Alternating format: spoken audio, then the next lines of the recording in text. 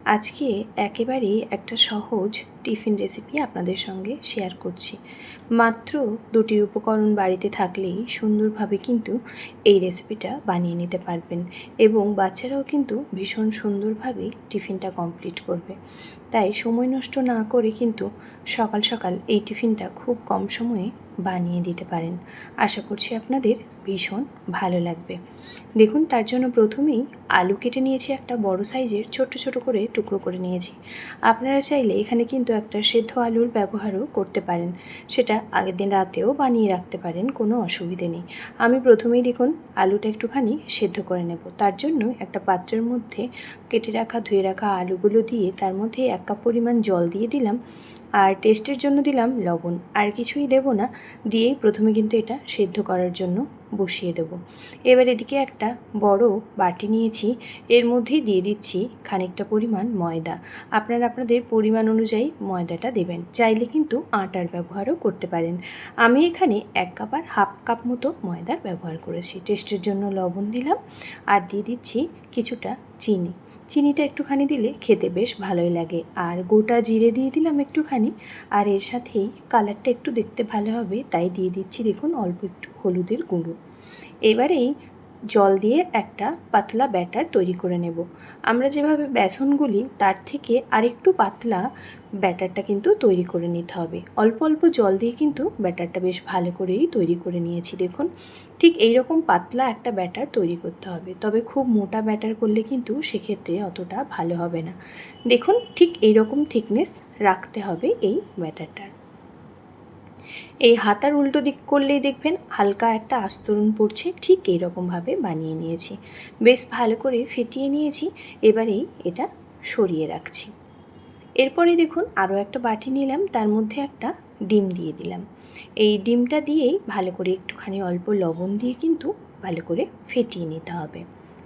এবারেই অল্প একটুখানি ডিমের মধ্যে লবণ দিলাম, দিয়ে ভালো করে ফেটিয়ে নিচ্ছি।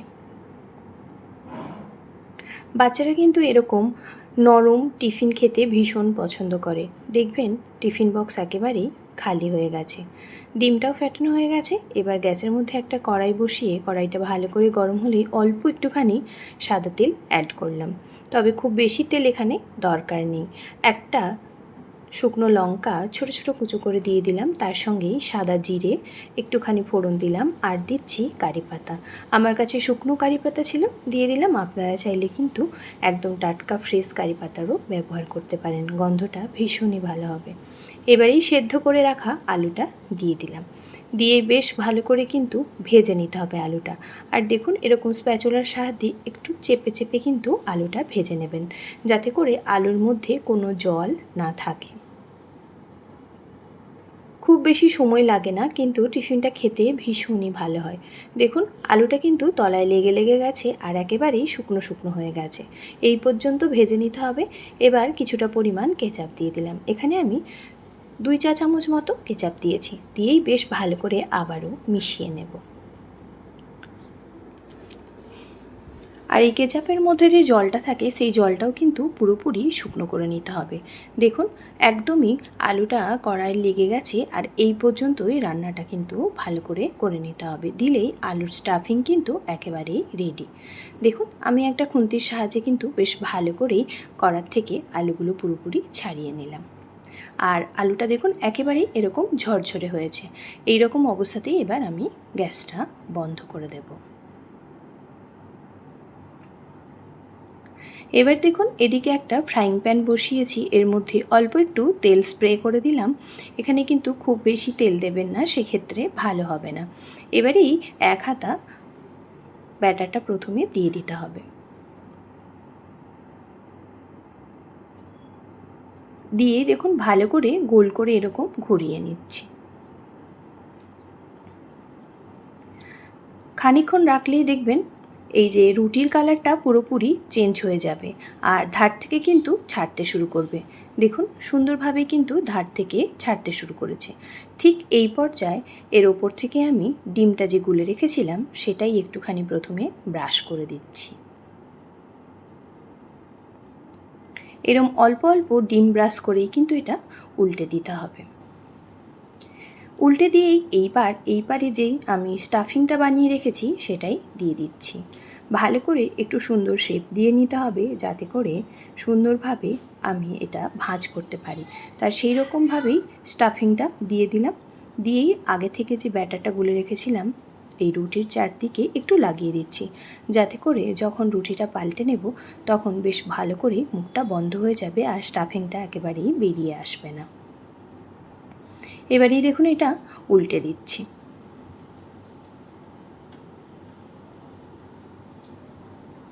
আর এইভাবে সকাল সকাল কিন্তু বাচ্চাদের ব্রেকফাস্টটা বানিয়ে দিতে পারেন, কোনো ঝামেলা নেই। আর বাচ্চারাও দেখবেন ভীষণ পছন্দ করছে। আর সকালবেলা খুব বেশি তেল মশলাও প্রয়োজন পড়ে না, আর টিফিনটাও কিন্তু বেশ ভালোই হয়। আবারও ওপরে অল্প একটু তেল আমি স্প্রে করে দিলাম, দিয়েই কিন্তু আরেকবার উল্টে দুবার মতো ভেজে নিতে হবে। দিলেই কিন্তু টিফিন আমাদের একেবারেই রেডি। একটা টিফিন বানাতে খুব বেশি সময়ও লাগে না, আর খুব সুন্দরভাবে কিন্তু হয়েও যায়। সকালে ঘুম থেকে উঠতে দেরি হলেও কিন্তু কোনো সমস্যা নেই। এরকমভাবে কিন্তু চট করে স্টাফিং পরোটা বাচ্চাদের বানিয়ে দিতে পারেন। দেখুন কতটা সুন্দর হয়েছে। আবার পরের ব্যাচগুলোও কিন্তু ওই একইভাবে আমি বানিয়ে নেব। দেখুন কীভাবে বানালাম। পরের টিফিনগুলো ঠিক একইভাবেই দেখুন বানিয়ে নিচ্ছি। আর আজকে যে সকল বন্ধুরা আমার চ্যানেলটা ভিজিট করছেন, যদি আমার এই রেসিপিটা আজকে আপনাদের ভালো লাগে তাহলে বলবো বাড়িতে অবশ্যই ট্রাই করবেন আর আমার কমেন্ট বক্সে জানিয়ে যাবেন।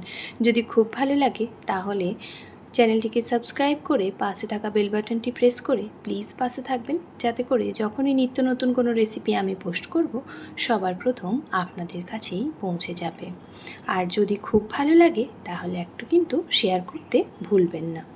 দেখুন ঠিক একইভাবেই কিন্তু স্টাফিংটা দিয়ে আর ব্যাটারটা গোলা ব্যাটারটা দিয়ে কিন্তু মুখটা এরকমভাবেই বন্ধ করতে হবে।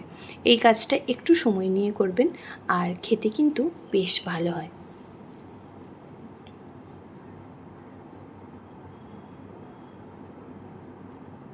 দেখুন এটাও কিন্তু বেশ সুন্দরভাবেই আমার বানানো হয়ে গেছে। এবারেই এটা তুলে নেব। কতটা সুন্দর দেখতে হয়েছে সেটা তো দেখেই বুঝতে পারছেন, আর খেতেও কিন্তু দুর্দান্ত হয়েছিল।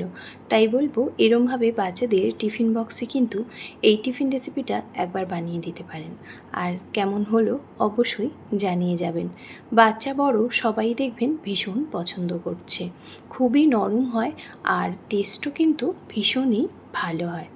একটা আপনাদের কেটে দেখাবো যে এটা কেমন হয়েছিল। এটা দেখতে যেমনই সুন্দর হয়েছে, খেতেও কিন্তু বেশ ভালো হয়েছিল। তাই রিকোয়েস্ট করব অবশ্যই একবার বাড়িতে বানিয়ে দেখুন। দেখুন কতটা নরম হয়েছে সেটা তো দেখেই বুঝতে পারছেন। আর অনেক সময় রেখে দিলেও কিন্তু এটা শক্ত হয় না। এতটা সময় আমার সঙ্গে থেকে আমার এই রেসিপিটা দেখার জন্য আপনাদের অসংখ্য ধন্যবাদ। ভালো থাকবেন, সুস্থ থাকবেন। দেখা হবে পরের কোনো রেসিপিতে। ভালো লাগলে চ্যানেলটিকে সাবস্ক্রাইব করে যেতে ভুলবেন না।